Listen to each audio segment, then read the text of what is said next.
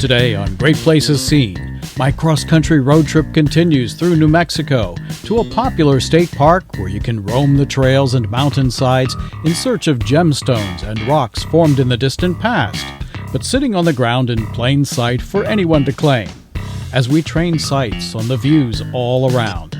Stay awake, watch for fruit, and a below-the-belt warning as we follow another adventure trail at Rockhound.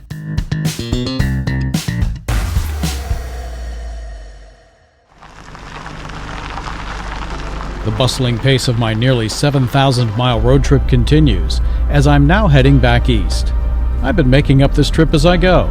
A bit unusual for me, as I've always been somewhat of a structured person while impulsive just on occasion, but now I find myself with time and ability to finally travel the country. So, this is my first asphalt journey with a burst of unplanned stops in between two RV shows that I've already attended at this point. I've enjoyed Arizona and this short visit to iconic Picacho Peak right on I-10. When you're on or next to it, this volcanic mountain doesn't have that same vertical view as seen from the highway. Now in my rear view mirror, this is a place I want to revisit and perhaps work through its challenging ascent to the summit. Today it's expansive views east, with Arizona's interesting bridge decorations overhead. Great desert mosaics on every one, no matter if they're in the city or spanning a lonely road in the middle of nowhere. Arizona certainly has put a lot of effort into showing a relaxing western vibe for those of us passing through. The mountain designs are nice too, although there are plenty of real ones to watch go by. So much more to explore here. I've spent most of this trip in Arizona, and I'm already looking forward to coming back.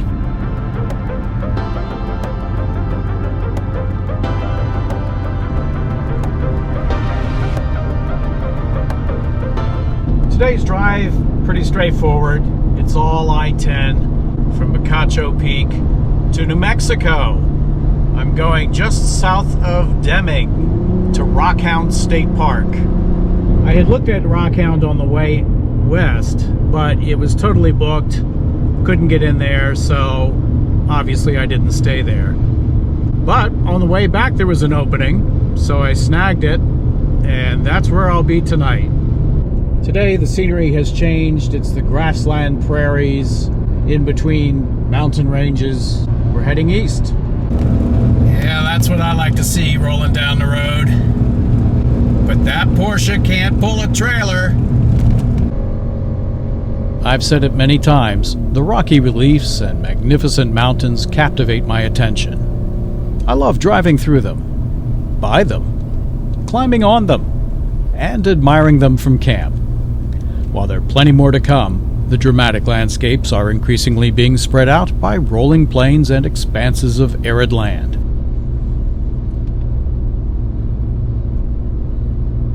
It's a long ride across the country, the first time I've ever done it, so the videos in this series have a proportionate amount of time in the driver's seat to give you an idea of my travel days. I cover modest distances during the day, have an hour or two to explore around camp, another hour or two in the morning, and then off again. A few stops are for 2 nights just to break the pace. Look, I'm in no real rush, and why maintain a tight schedule if I don't have to? I'll go from California to DC in 10 days, which will go by fast enough, while still seeing a few places new to me.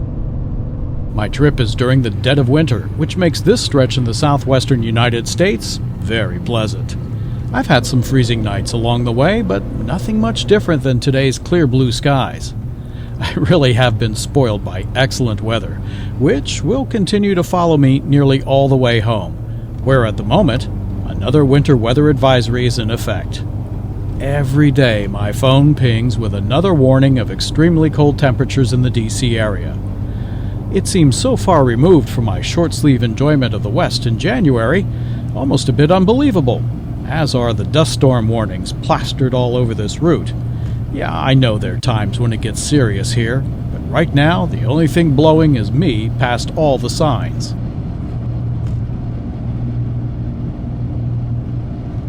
I'm reaching New Mexico, smaller mountains and foothills approaching Deming. The city is within the Gadsden Purchase of 1853, which was acquired from Mexico specifically to provide a southern route for a railroad to connect the United States with California. Deming was founded in 1881, later incorporated in 1902. It's named after the wife of one of the Big Four California railroad owners. The Silver Spike was driven here on March 8, 1881 to commemorate the meeting of lines of the second transcontinental railroad completed in North America. Although the park's mailing address is Deming, the park is several miles southeast on the western slope of the Little Florida Mountains.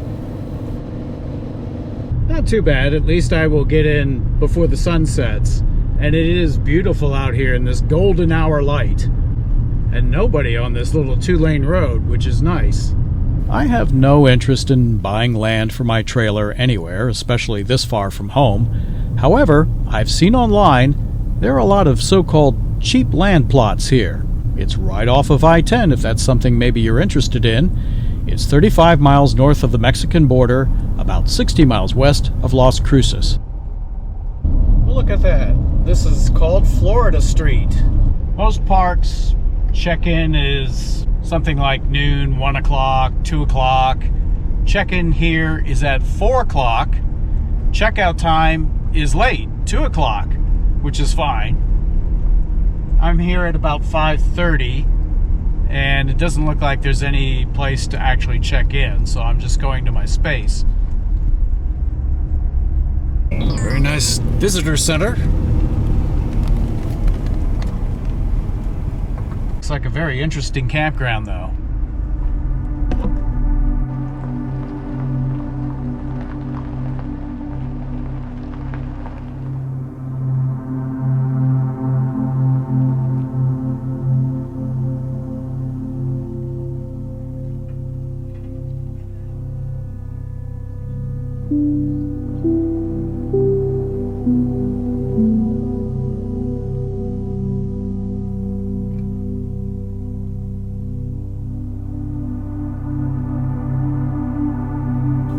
Plenty of my favorite cactus.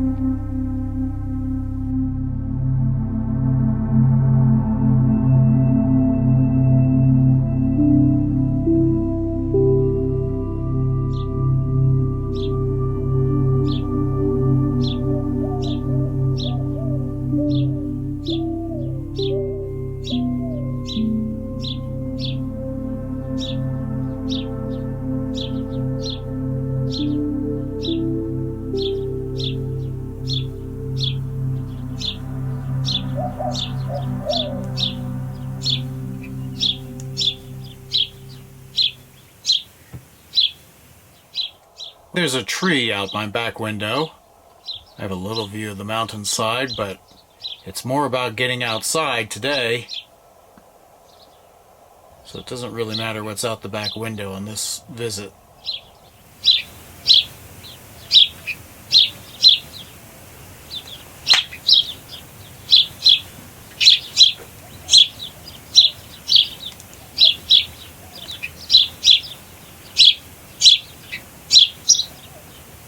Good morning from Rockhound State Park in New Mexico.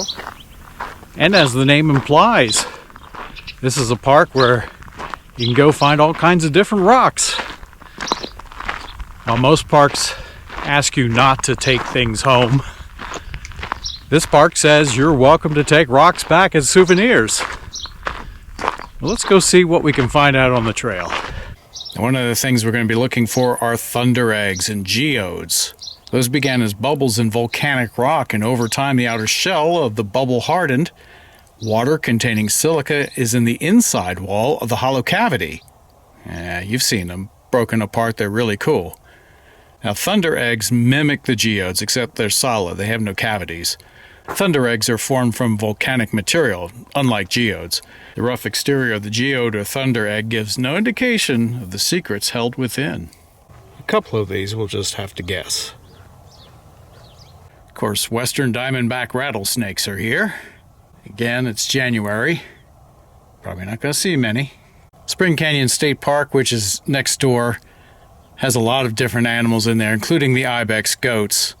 It was interesting, they were given to us by the Iranian government in the 1970s, placed here because our climate and elevation are similar to those in Iran.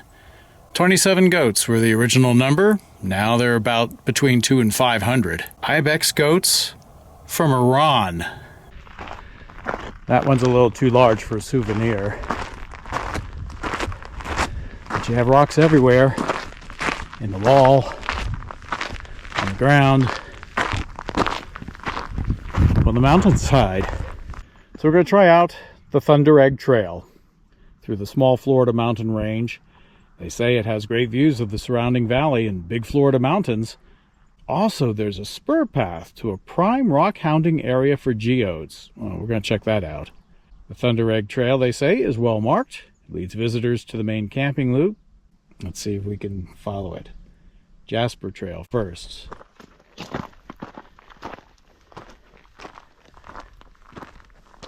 The trail at least looks to be average crushed stone that was brought here. I'm not sure this is native to this particular spot. Although it blends in, maybe they took stone and crushed it.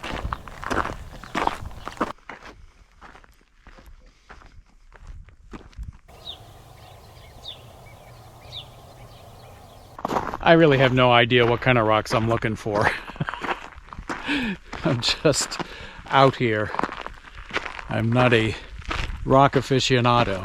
I think this is the little spur that they were talking about.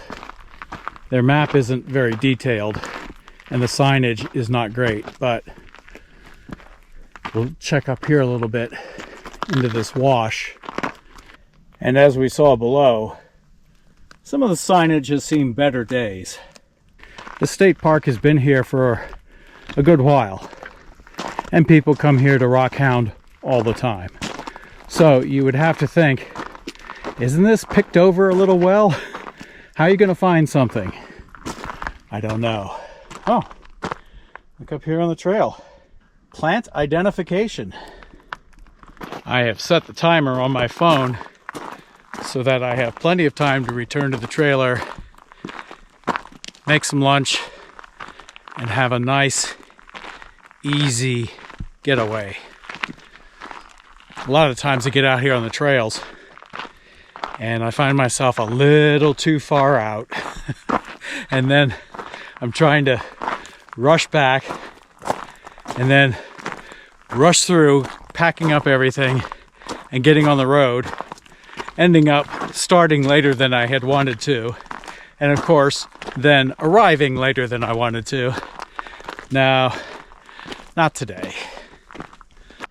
Looking up from the trailer at the slope here, I couldn't see this trail.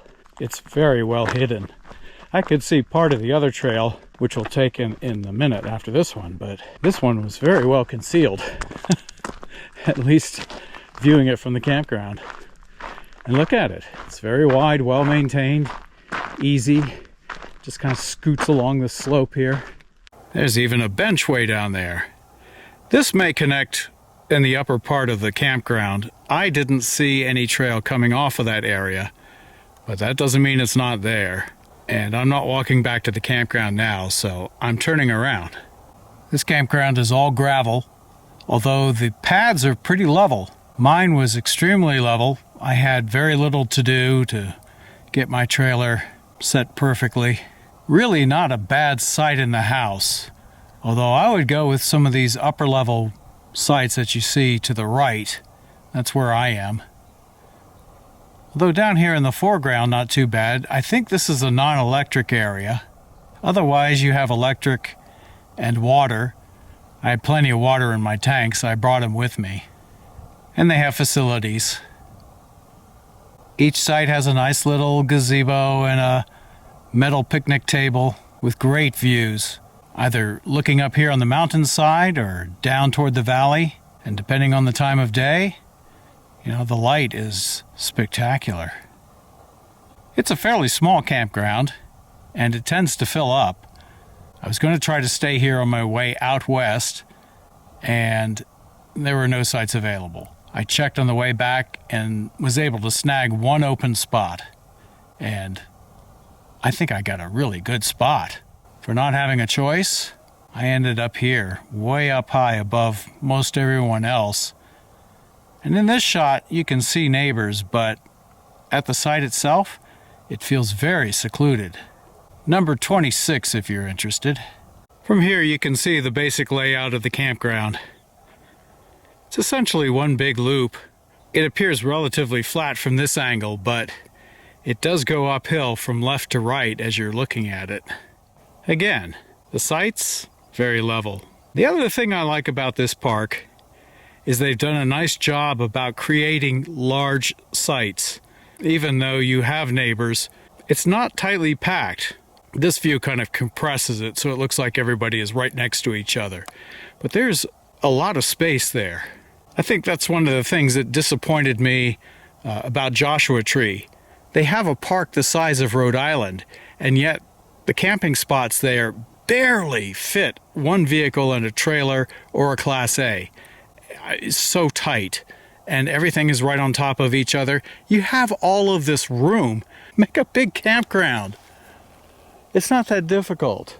Plus, I was disappointed in Joshua Tree as a national park, as one of the premier national parks. Basically, they're all primitive sites. And at the Cottonwood campground, there's electricity and there's water at the host site. My goodness, you didn't have that many sites there. Put it in for the rest of them. You know, maybe charge a little bit more. But gosh, it just really, it struck me as being kind of cheap. Here, at this state park, they have used the room to create a really enjoyable area. And you still have all of this room around the park. I mean, come on. It's not like they destroyed a chunk of the park to make the campground. And the campground itself is very nice. In terms of creating a pleasant camping environment, this campground almost should be a model. Now, there is an issue with drinking water, or was, and we'll talk about that later. Great view along the plain here, looking toward Deming. Just a large, wide, flat expanse. Interstate 10 is somewhere over here next to Deming, or Deming is next to the interstate. And from there, you've got almost a 20-mile drive along here and then down into the park, which is not bad. Just if you come here, expect a little bit of a ride through the countryside.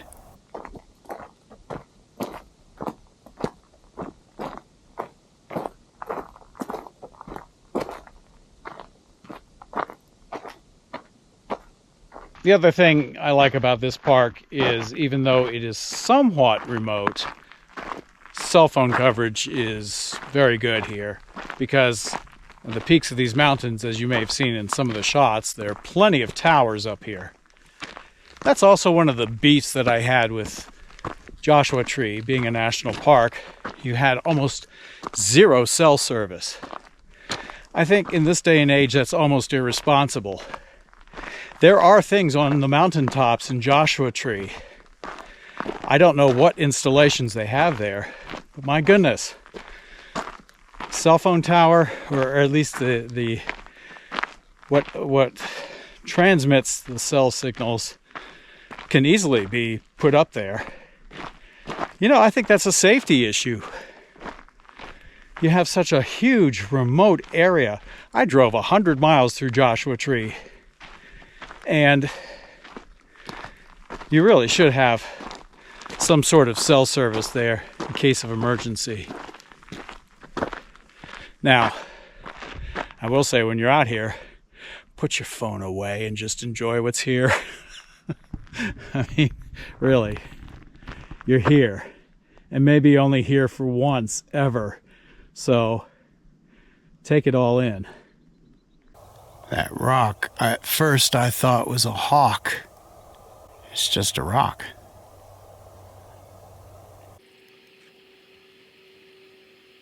All this greenery going up the slope is cactus everywhere. You look at it from afar, it's very pastoral. You think, oh, we got grasslands or something up here. Nope, it's a little thorny. If your thing is enjoying a nice view from your rig, perhaps walking around the campground, this little trail is a good alternative.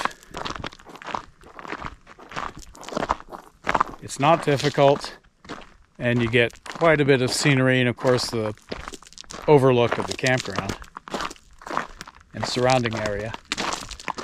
Wow, look at the shadows up there on the mountain.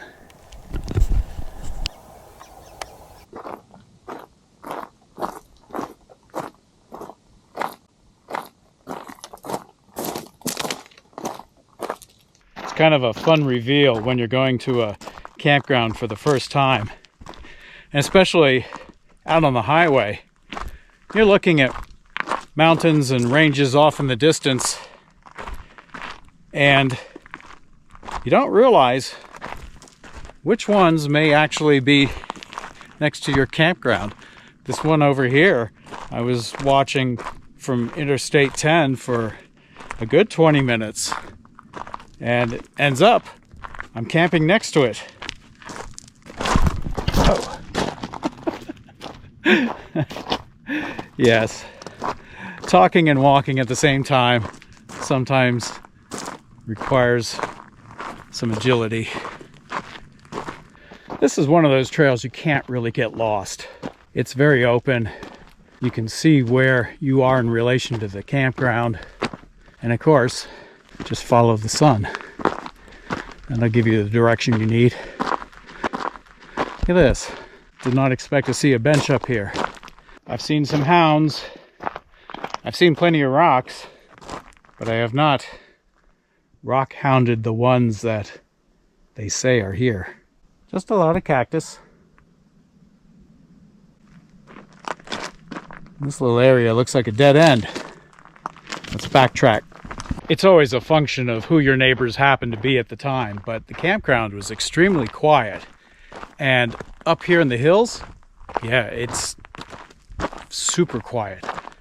The early morning birds were chirping away, as you probably heard, but now things have become silent, except for me.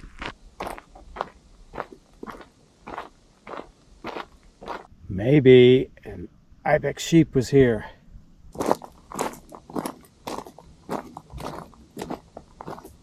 One other detail about this park I like is check-in is 4 p.m., checkout is 2.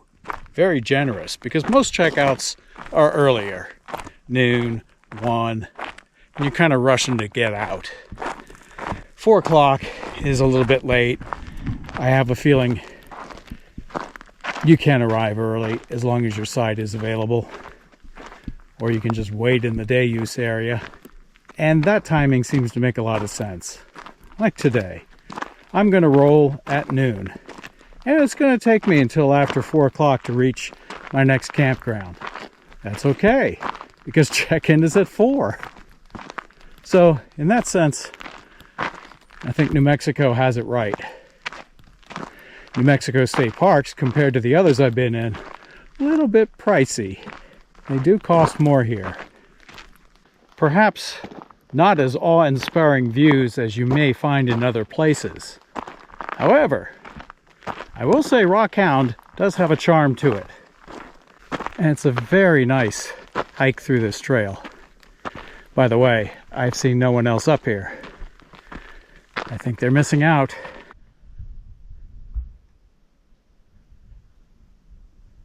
This beautiful mountain rises over the top of this ridge as you come up the trail to reveal the whole backside of this valley. Come on, Ibex. Here, Ibex. Ibex, Ibex, Ibex, where are you? That would more scare them away than attract them. Whew, let me catch my breath. And while I do, remind you, there's more video on GPS 2. A lot of extended video that didn't make the cut, but might be fun to watch. Check it out on GPS 2. Well, good morning, little one. You're clearly enjoying the early sun, stretching and waking up like the rest of us.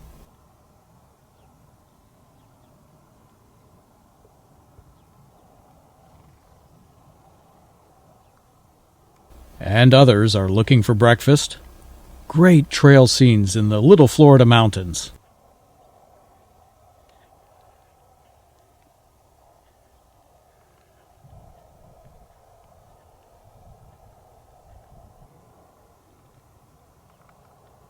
Where do you suppose they're going? Phoenix, Los Angeles, San Diego?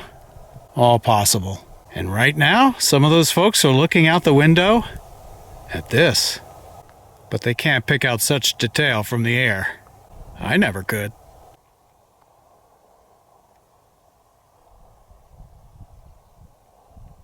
It's not the border wall, but it is the park border. I'm at about 5,200 feet in elevation. There are a couple of other trails. Spring Canyon will take you up over 6,000 feet, and the longer Lover's Leap Trail climbs to almost 8,000 feet.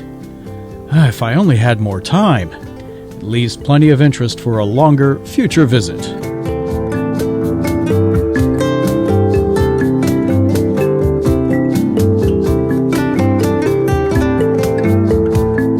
Plants can find the oddest places to grow.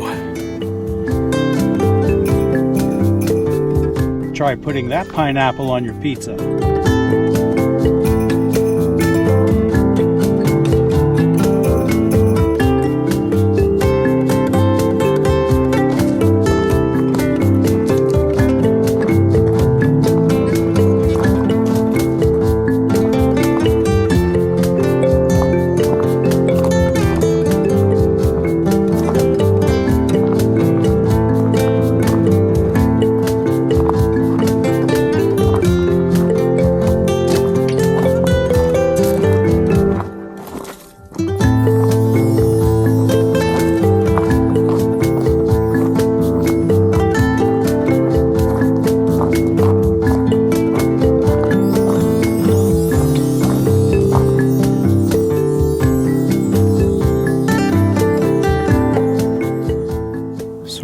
Like an ibex right there, with a little dog looking at him. Is that too imaginative? I don't know. You see that? There's the dog, the ibex with its horns. Maybe that's the rockhound. You know, sometimes if you can't find the real thing, you just make it up. Let's continue. Beautiful day shaping up here in New Mexico.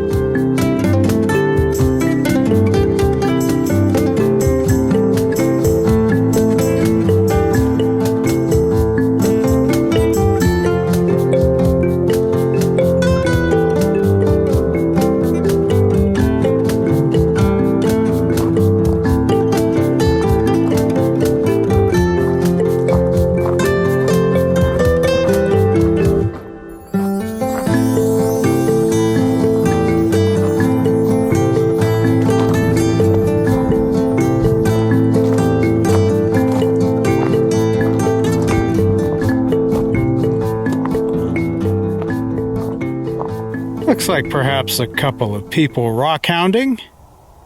This trail comes out to the visitor center.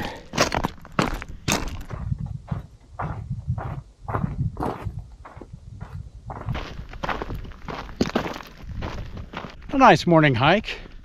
It has brought me back to the road, and I'll take it right up here to the campground. My timer has not gone off, so I'm doing well on time. Day use and non-electric straight ahead as you enter the park.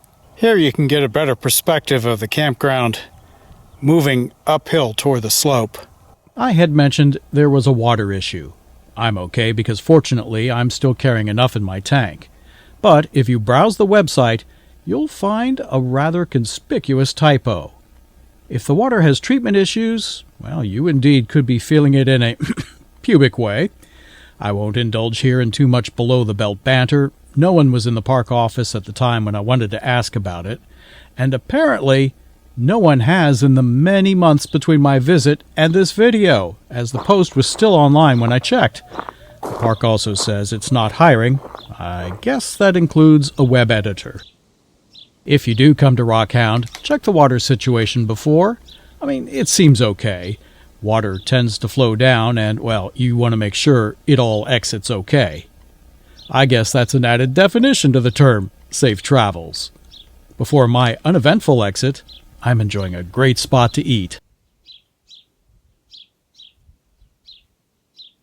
For a change, I had a little bit of time to straighten things up in the trailer, get some lunch together, and have a nice, easy getaway today.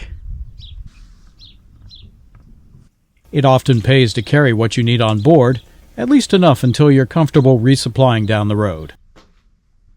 Thanks as always for traveling with me. Rockhound was a good stop, and I'll see you next time for another adventure on the road.